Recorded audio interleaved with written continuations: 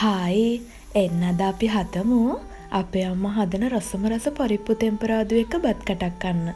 මම දන්නවා ඔයාලා මීට කලින් මේ වගේ පරිප්පු එකක් නම් කාලා නැතුව ඇති. එන්නකෝ මං එහෙනම් ඔයාලට කියලා දෙන්නම් මේ පරිප්පු තෙම්පරාදුව හදාගන්නේ කොහොමද කියලා. ගොඩක් අය පරිප්පු පෙඟෙන්න දාලානේ පරිප්පු හදන්නේ.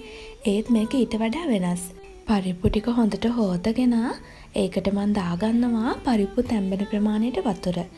දැන් ඒක ලිපේ තියාගෙන පරිප්පු ටික තඹ ගන්න ඕනේ. මේක නටාගෙන එද්දී මම දැන් මේකට දාගන්නවා කහකුඩු තේ හැඳි කාලකුයි, මිරිස් කුඩු තේ හැඳි භාගයකුයි, 3-5 කුඩු තේ හැඳි කාලකුයි. දාලා මේක ටිකක් කලවම් කරගෙන රස අනුව ලුණු ටිකකුත් දාගන්නවා.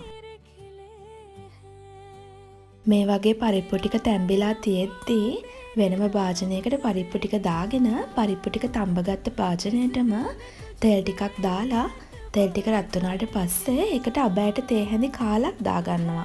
අබෑට ටික පුපුරන් එද්දී ඒකට උළුහාල් ටිකකුත් දාගෙන සුදු ලුණු පික් 3කුත් කපාගෙන දාගන්නවා.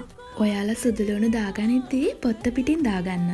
එතකොට පරිප්පු එක හොඳ සුවඳක් වගේම රසක් එනවා. ඔන්න ඊට පස්සේ මම මේකට දාගන්නවා කොච්චි ටිකකුයි කපාගත්ත රටලුණු ටිකකුයි. දැන් මේ ටික හොඳට තෙම්පරාදු කරගන්න ඕනේ. තව මම මේකට කුරුඳු කෑල්ලකුත් දාගන්නවා. ඔයාලා කැමති නම් විතරක් දාගන්න. දැන් මේකට රම්පේ කරපිංචා ටිකකුත් දාගෙන අන්තිමයටම කෑලි මිරිස් තේ හැඳකුත් දාගන්නවා. දාලා තඹගත්ත පරිප්පු ටික මේ තෙම්පරාදුවට දාලා තෙම්පරාදු එක හොඳට පරිප්පු එක කලවම් කරගන්න ඕනේ.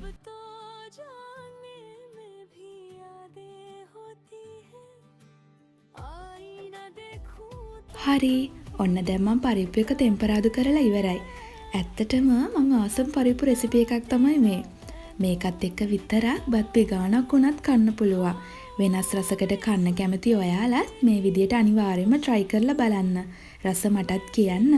එහෙනම් මං ගිහින් එන්නම්. bye bye.